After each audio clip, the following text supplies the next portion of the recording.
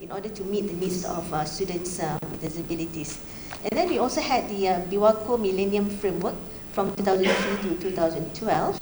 And Malaysia also signed and ratified the United Nations Convention on the Rights of Persons with Disabilities, UNCRPD, which also has an item on inclusive education, access to education. Incheon strategy is the UN ESCAPE, the Asia Pacific component side, where they developed the Incheon strategy from 2013 to 2022. Incheon strategy actually spells out the KPIs, right? The measurable KPIs. They had 10 objectives. One of it is actually on access to education, right? So there are various ways that they can actually measure, and 2022 is only what, 3 years away, right? So we have to actually report to the UN ESCAPE, right, in terms of where we are. Okay, so that's in terms of the international commitment. And then we also have our own national commitment. The Federal Constitution of Malaysia does have a clause on non-discrimination, although it does not state specifically on disability. It states on gender, but it does not state on disability. So we are trying, we as in persons with disabilities, okay, the movement, we are trying to actually get the government to actually include this disability into that Federal Constitution, Article 8, Section 2. All right, so and then we also had the National Policy for Persons with Disabilities in 2007, and then followed by National Action Plans for Persons with Disabilities, and then we also had the Persons with Disabilities Act. After we ratified the UNCRPD, we also endorsed the Malaysian government actually endorsed the Persons with Disabilities Act 2008, but this act actually does not have any penalty components. So that's why we say that it's a bit of a toothless act. Right? But it's okay, but at least it does get things moving in a way.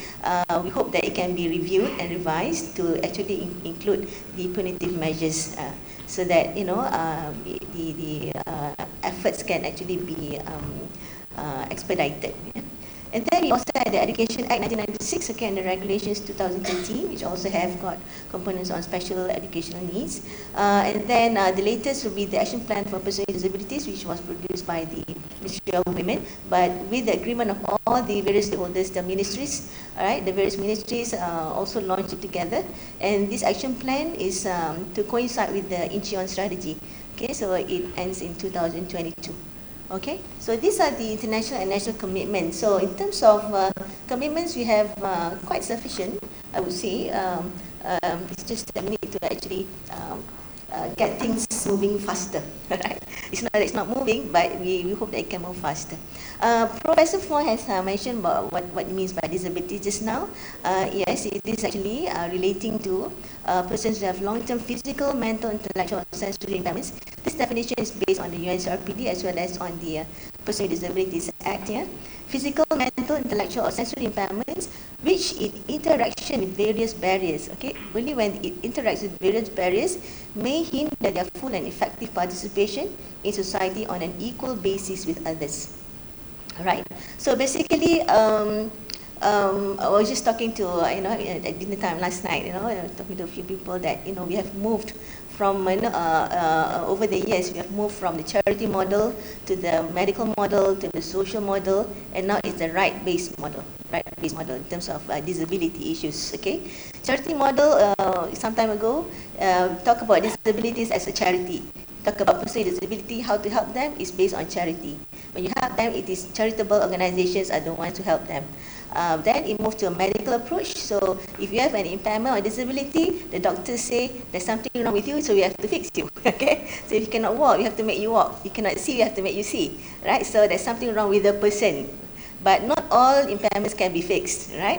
And that is why, even though the medical model may still be applicable to some disabilities, but for those whose impairment cannot be rectified, we need to apply the social model, right? Why? Because having impairments does not actually necessarily cause a person to be disabled, but we become disabled because of the environment.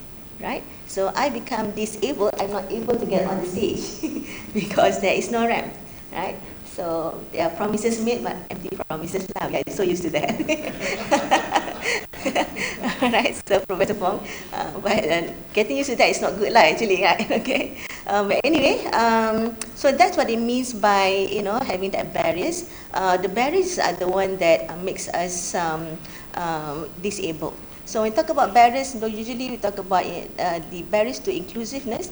Normally we talk about 4 barriers. I don't have it here, but basically it is physical barriers, okay? And then we have informational barriers, and then we have systemic barriers. The 4th one is attitudinal barriers, okay?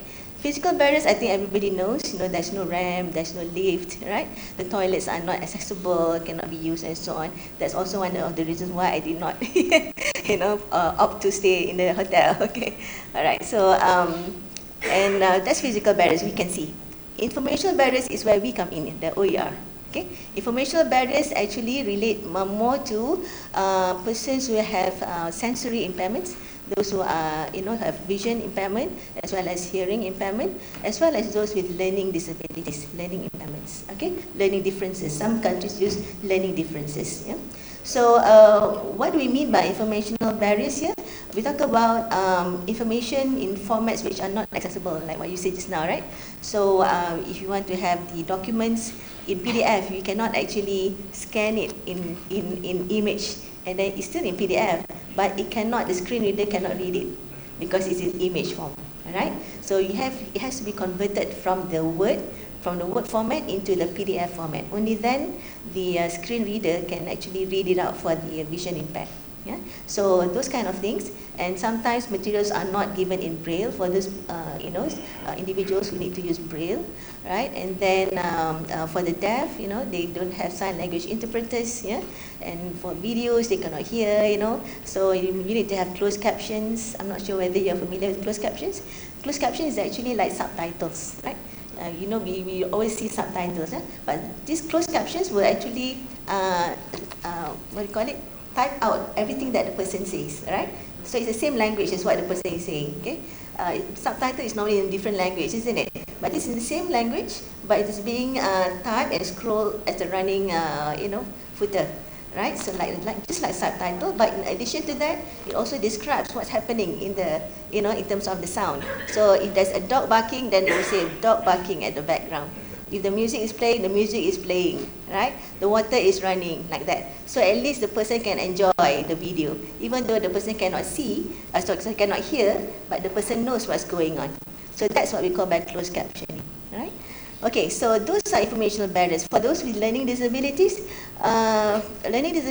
has got comprised of persons having a dyslexia, right? Autism, Down syndrome, right? But those with dyslexia does not have intellectual issues, right?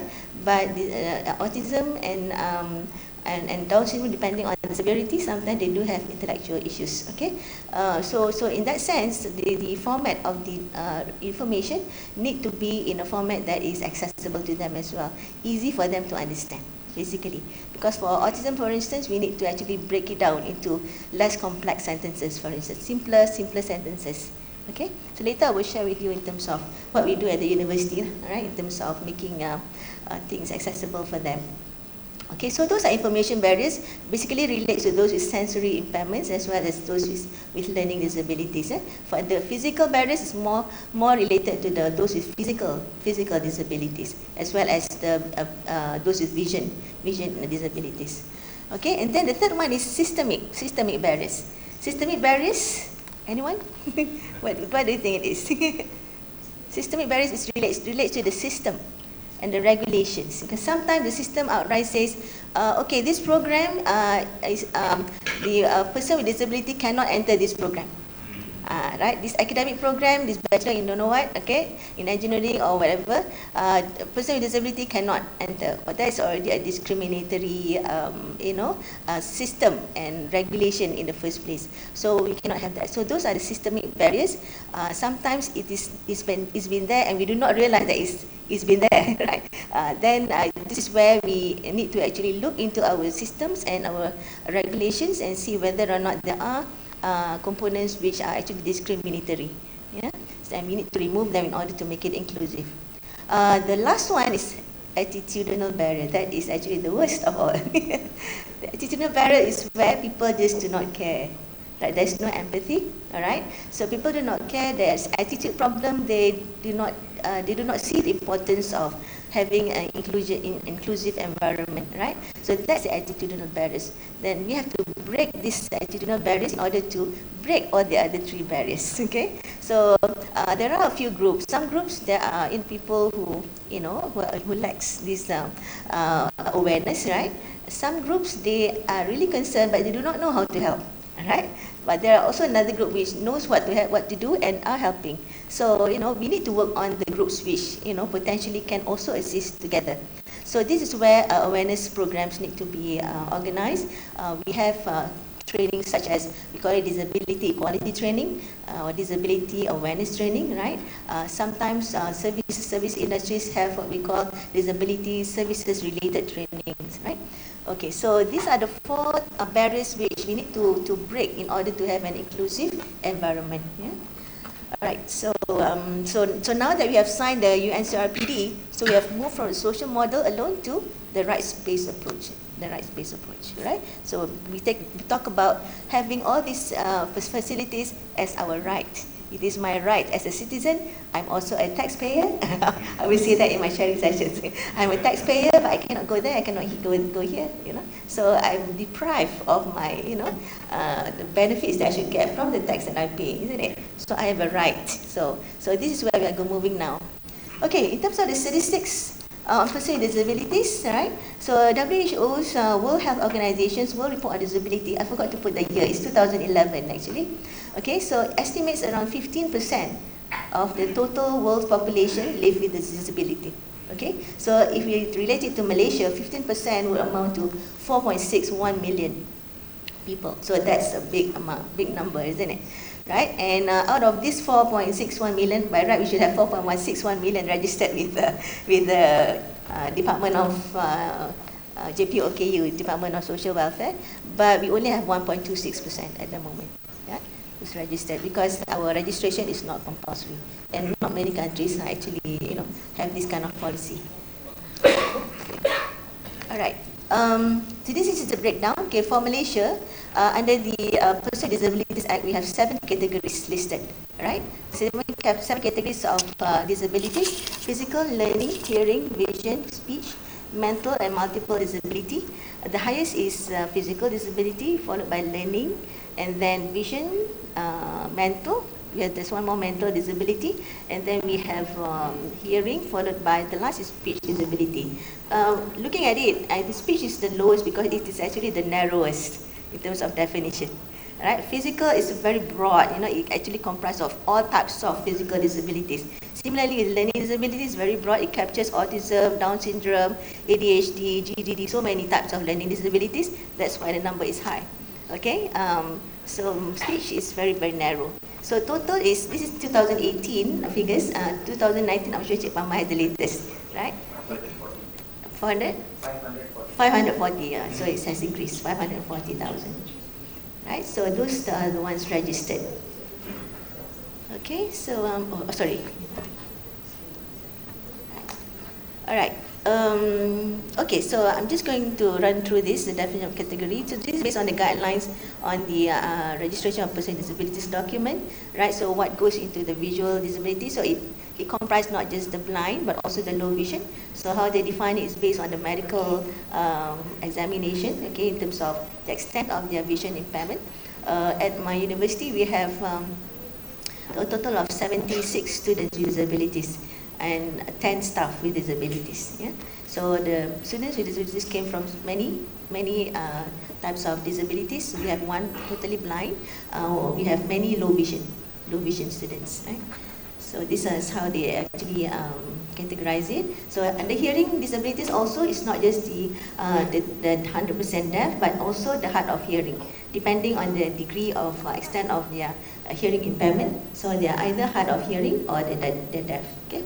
Just wanting to note, okay, for the blind category, sometimes they are, although they are blind in terms of they are not able to see, but sometimes they have tunnel vision, and sometimes they have peripheral vision, right? So even though a person is maybe blind, okay, this is told by a blind person himself. Mr. Moses says, okay, next time for the ladies, don't do stuff. Why you think the person is blind? They cannot see you, but some people can still see you. You know? So they come that they can still see, but very, very small, you know, very small percentage. So tunnel vision or peripheral vision, right?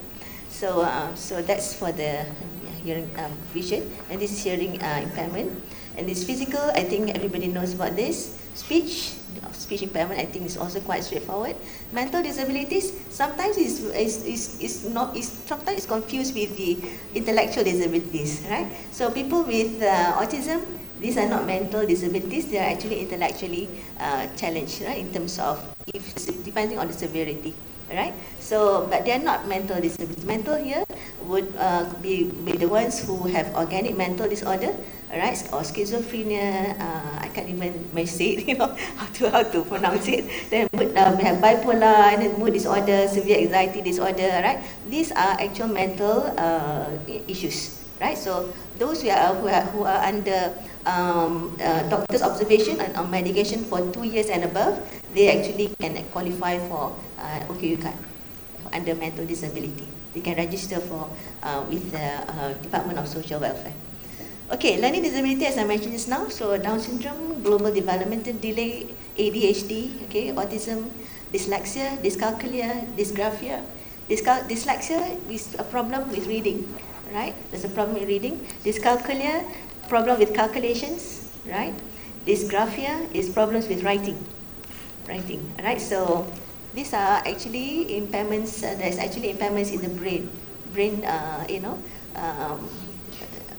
Won't say deformity, like brain differences, okay? The way they are born, the brain structure is a bit different in terms of certain functions. It's not functioning the usual way, okay? And then we have these multiple disabilities. These are any combinations of the other disabilities, but I highlighted deaf-blind and blind-deaf there because I think that is the most severe, because they lost both senses. Right, it's a Helen Keller, classic case of Helen Keller, right? Blind and deaf. So very, very challenging to actually educate, you know, give education to them, you know, has lost 2 sensories, right? So very challenging, and I think also for the ministry, I think it's a bit difficult. It's also they're finding difficulty to, you know, they try to actually, you know, get better skills to assist students with that kind of multiple disability. Alright, so I think, okay, all these things I think you all know, right? So basically I want to share, basically, in terms of the needs, I wanted to highlight basically those with sensory impairments, yeah? And for the physical, you know, OER, I think is very, very important, very, very useful for people with physical disability. Why? Because if I cannot get to the library can come to me. Alright, so this is what I see the OER is, okay? So you cannot get to the books can come to you. Right, so you cannot get to the resources can come to you. And I think in this age, if let's say we cannot have access, you know, physical access to the resources, then this is where OER really plays a role. But in terms of the format, folks with physical disabilities do not have problems in terms of the format because they can, you know, they can access the different formats. Physically disabled persons would require more in terms of the equipment, assistive devices, right? If they don't have a hand, how do they actually use the mouse, okay? So there are programs, softwares that can actually assist them to type, for instance, right? Some the mouses are for use by the foot mouse. So there are a lot of innovations, you know, that are being developed. Japan is very good at that, you know. Japan is very good at that, really. So somebody who's lying down can actually, you know, be very productive, even though they're bedridden, totally bedridden because of the disability. Because of that, the assistive technology is so wonderful, they can actually be still productive, just like Stephen Hawking, right? Stephen Hawking, if there's no technology, he'll be totally bedridden, right? But look at what he has done, isn't it? So this is what we're talking about, you know, the supportive, you know, devices and, you know, technology that we need to make everybody productive. So we can't really say that, oh no, you cannot take this program, you cannot take that program, because you never know their potential, right? So that's what it is now. So we need to actually make people understand that we do not know for sure that, you know, the person cannot do certain programs of education. Yeah? Okay. All right. So this is just a bit about digital technology, digital accessibility. We talk about screen reader for the. I think Dr. Abdul Rahman will talk more about that lah. He will be the better person to talk about it because he's experienced it, right? For me, I'm physically disabled. So if you're wondering, I just want to inform you, I become disabled because of polio at the age of 1 year old. When I was 1 year old, I was born okay, but there was an epidemic at that time, polio epidemic. So I had polio drops already actually, but somehow 1 in a million. So I was the lucky one. Okay. So yeah, so it can happen to anybody, right? It can happen to anybody. So it doesn't really have to be at birth. Right? So that's why we actually need to make the world inclusive, because the world is for everybody. Yeah, not just exclusive to the able-bodied. Okay, so we have screen readers for the Braille keyboard, software devices, navigation by keyboard, dictation software. I think some Prof. Fong has mentioned, right? This is for the website. I think you are familiar with this, right? W3C, the Worldwide Web Consortium, so that it can comply to the web content accessibility guidelines, so that the web pages are accessible also to the persons who have vision impairments, right? So the videos also need to be accessible to the blind, for instance, right? So there's a description of the videos, right?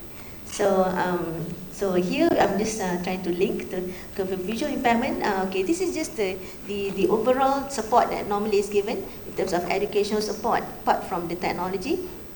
Right, so UDL, right? We talk about universal design in learning, in teaching and learning. We give flexibility. A lot of flexibility needs to be given. Some curriculum in terms of flexibility. Sometimes more of in terms of extra time, okay, for assignments and exams and so on, right? And then seating arrangements, okay. For the blind, also they need to be seated at a place where it is easy for them to assess, right? Especially for the low vision. Low vision, sometimes they are, sometimes there's a lot of glare. Maybe I can relate to a story of one of our students, low vision. The thing about him is that although he is visually impaired, his eyes is very normal. It looks normal, okay, like you and me. So people do not know that he has vision impairment. So what happens is that he also doesn't want to tell, he felt a bit inferior, so he doesn't want to tell people that he has vision impairment, because sometimes he gets response like, not very positive response, so he doesn't want to cause trouble for people to help him. So he keeps to himself. So he kept failing. He almost got dismissed. And he almost committed suicide. He was very depressed, very depressed state, almost committed suicide. But fortunately, he contacted one of our officers. So the officer contacted me, so I contacted the counsellor, called him. You should see the state that he was in. He was like a homeless person, very disheveled, haggard looking at the floor all the time, very bad shape. But that was the first time he came. Although we called many times, sometimes the students just won't come, isn't it? So, but then he came. So I asked him, what was the problem? He said, he related the story, right? So he has marks of, previous attempts on his wrist. Okay, so he said that he doesn't want to trouble people. He bought an iPad on his own, mini iPad, because he doesn't want to trouble people. He saved some money, bought an iPad, then somehow the iPad fell and got broken, so he cannot use it. So I said, okay, never mind, forget about all those things. We will provide the support. Give him an iPad, talk to his lecturers, to the dean, and so on. The dean brought his case to the Senate, and so on. So we give him flexibility. For that particular semester, we allow him to take only two courses, because he was also on consultation with the psychiatrist because of his depression, and it was also a medication. So, and we make arrangements in terms of his seating arrangements and exam arrangements. He has to take the exam in a separate venue because he cannot stand the glare of the lights. Okay, so, and when after he sat for his exam, I got a WhatsApp from him. So what did he say? He said, "Thank you, madam. This is the first time I could answer my exam in comfort." And he got 3 point something CGPA. 3.6 or 3.7 at that time, So these are smart, bright students, but they are disadvantaged because of no support. But if they are supported, they can actually perform well, right? So those are supports that we talk about, but this OER will be the additional support that we need, especially those with complete vision impairment, right? Because they need access to these materials. Okay, I can talk on and on. Okay, all right. Okay, so these are, I think, large prints, because you're talking about more in terms of the electronic version, isn't it? So for printed version, we need to have large prints, the braille code, audio format of the books, audio books, right? So sometimes the books are in audio format. Digital text I mentioned just now already, so that it has to be in a format that is accessible or can be read by JAWS or other screen readers like NVDA or Apple VoiceOver and so on. Yeah? There are many free screen readers now. Dyslexia, for students with dyslexia, we have a few students with dyslexia, right? You can actually access many YouTube, videos that explain about dyslexia. I think I won't click on this line. All right. So what is it? It's actually a learning disorder that affects ability to read, spell, write, and speak. All right. So normally dyslexia needs to be tackled at a very young age. If it can be diagnosed early intervention is very important. Once it is rectified at the early intervention stage, the person is okay. They can actually manage. Okay, later on in life. Tom Cruise, all right, is dyslexic. Albert Einstein, dyslexic. Right? Many famous people are dyslexic. All right. Whoopi Goldberg, you can just Google who are the famous people who are dyslexic. Muhammad Ali, they are all dyslexic. Yeah. So these are some symptoms of dyslexia, slow reading. Why? Because sometimes they look at the B, it becomes a D, right? So the Q becomes a P. Okay, thank you very much. Okay, so this is where they actually have problems in reading. If you were to look at the video, you can see that they actually show how you can what problems in reading that they have.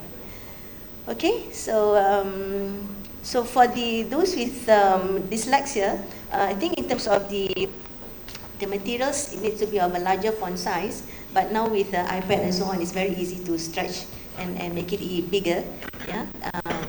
But maybe in terms of the type of font, here it says that sans serif is better. Arial, Comic Sans, I'm also learning actually when I do this exercise. Okay. So these are some fonts are better than others. Okay. they have less hooks, so it's easier for them to actually decipher the alphabets. Yeah. And then also the justifying the text is not a good idea. I always justify my text. Now maybe I shouldn't. Okay. So because of the differences in the gaps, spaces. So it makes it more difficult for them to read, yeah? And so on. Contrasting also, you may notice that some websites they have got options in contrast, background contrast. So those are actually for dyslexic as well as for the low vision, right? Avoid hyphens and M dashes. Okay, colored backgrounds may help them. Okay, and then maybe headings and stressing the text using bold can also help them to make it look clearer and so on. Okay, so electronically accessible documents are very important, yeah, so that it's easier for them to, and if you can comply to those requirements, I think it would be great. Hearing impairment, I think I mentioned to you about closed captions, right? And these are some of the issues that we face, 10 challenges that deaf and hard of hearing students face in the classroom. I think you can just read that. Okay, I think Encik Suzaida will be here later. Maybe if you can, I think it's better to hear from him, directly. Okay, right. So these are just additional things. This is, I think, his. Okay, there are some examples actually, but I think you also have a few. Prof. Fong has already showed it just now. Okay, I think I'll stop here for now. Okay, if there is any questions later, I'm most willing to answer. Thank you very much.